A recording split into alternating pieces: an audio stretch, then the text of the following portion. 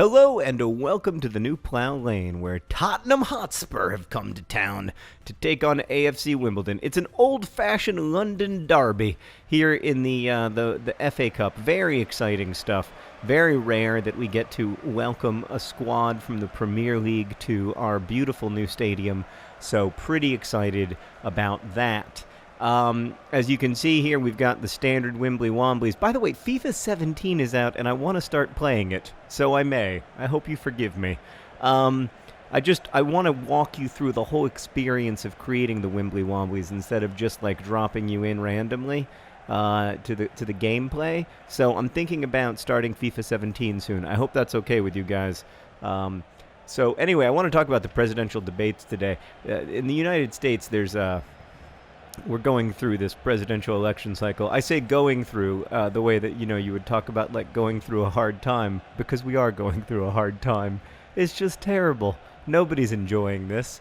Nobody's enjoying any part of the campaign, I don't think. The media companies, I guess, are enjoying it because the ad revenue goes up so much. And indeed, we've seen a spike in ad revenue on hankgames and Vlogbrothers and Crash Course. So I mean, I guess that's one silver lining to it, but boy, it sure is a gigantic cloud. So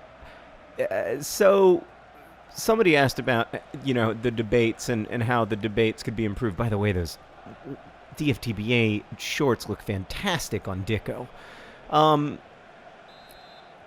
I go back and forth about this because, on some level it seems like American voters don't want to talk about policy. Like, it doesn't seem to interest them that much. There are really substantive differences between the candidates and also between the political parties when it comes to, the issues. And I actually think that when we stick to those discussions, they're really interesting because we don't know who's right. I think I know who's right, but I don't really know who's right. We don't really, so much of this is, like, for instance, when it comes to tax policy, like, so much of it is based on projections, and different people project differently, depending on the assumptions that you make about what economies like and need. You come up with different conclusions about what we should be doing with our tax policy.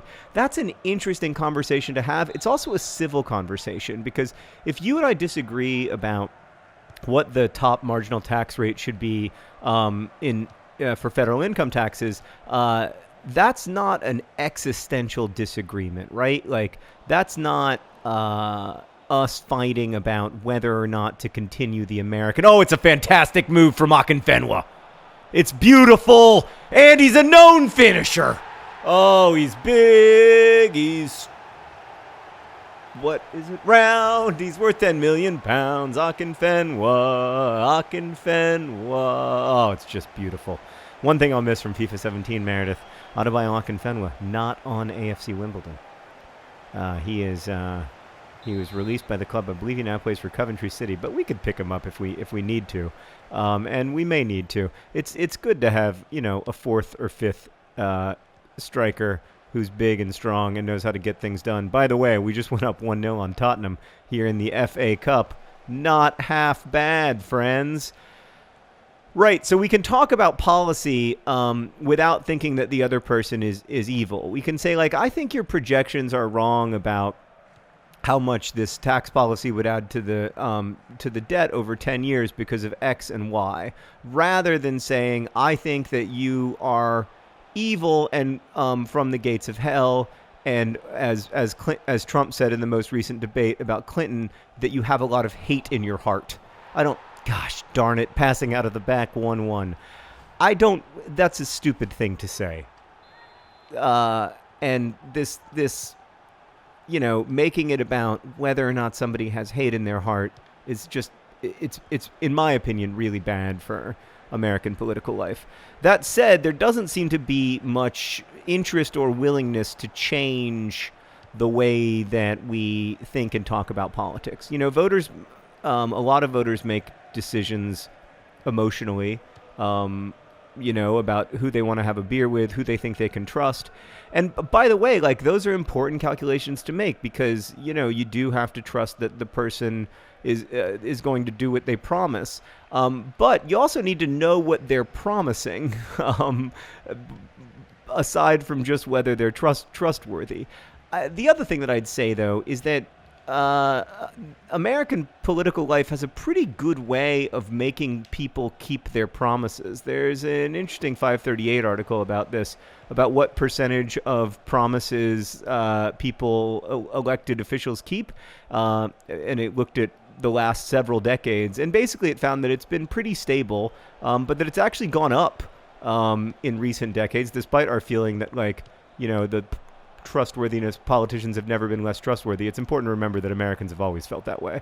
Mark Twain famously said there was no Native American criminal class except Congress. And I just, I'll get to the debates, by the way, but I just feel, I guess I feel so, that was just terrible. I feel so frustrated by the poor quality of the conversation. And I also feel powerless in the face of it because I feel that it is a result of the architecture of the internet, which increasingly has become the architecture of the rest of our public conversations. Like, the way we organize our conversations offline is, reflective rather than reflected by, I think, the way we organize our conversations online. And so I think that's part of the problem. But I don't know. There's that old great FDR line, you have nothing to fear but fear itself. By the way, Akinfenwa, he can't get the shot off. He's a little slow. In a way, I feel like we're stuck in a little bit of that same recursive trap that the fear is causing the thing that we're afraid of. I feel like the anger is causing the thing that we're angry about.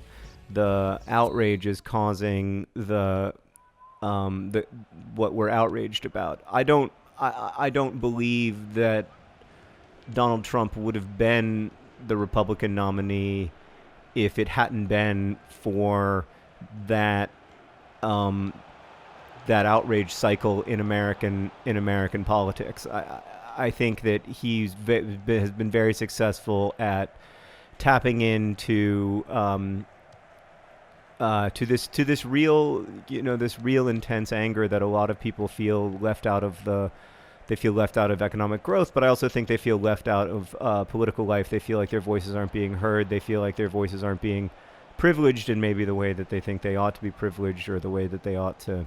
I don't know. As you can probably hear, I'm really struggling to understand Trumpism. Not because I don't. Yeah, it's not a worldview I find myself particularly sympathetic toward, I have to say. Oh, that's a great. Oh man, it was a very clever idea by Dicko, but it didn't work out.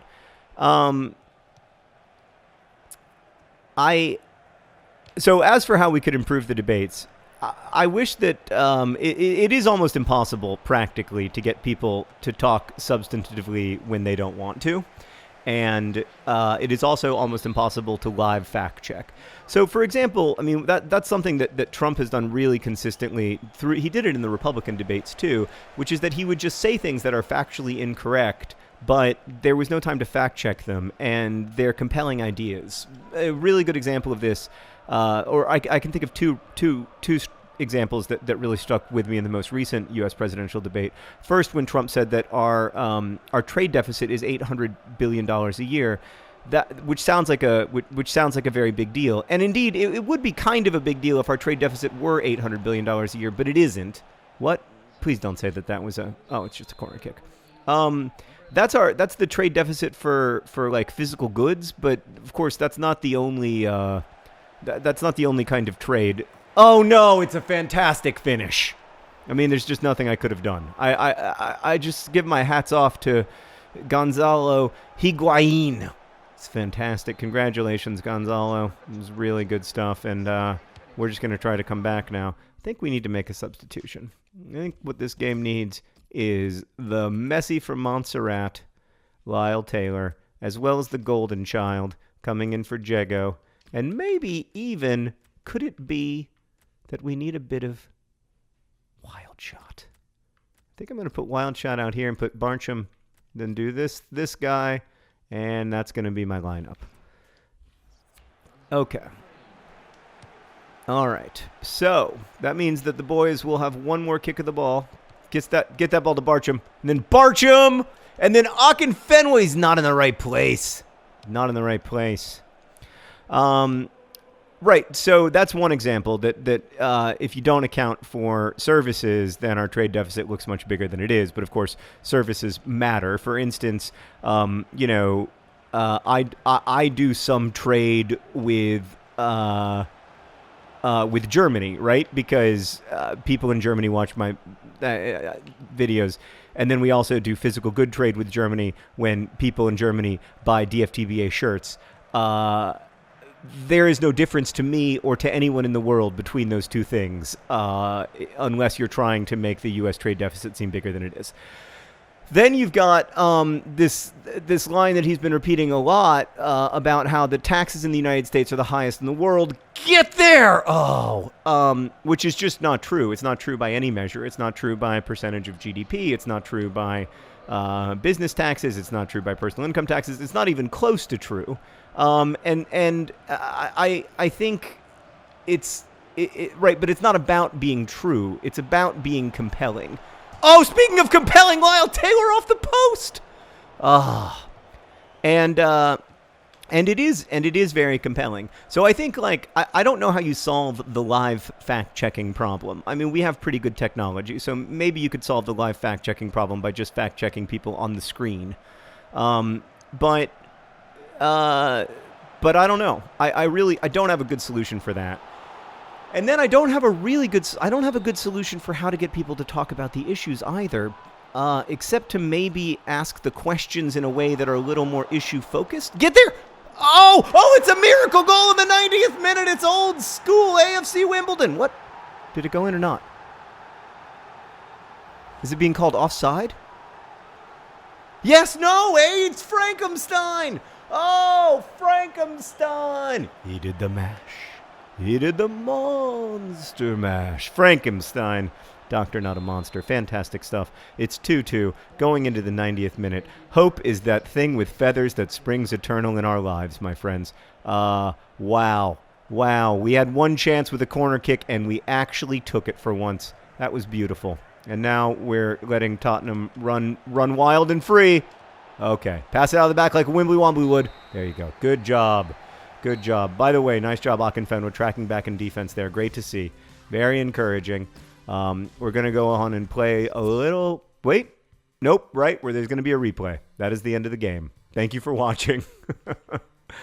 I'm sorry about American political life. I hope it gets better. It's always been kind of bad, though. Best wishes.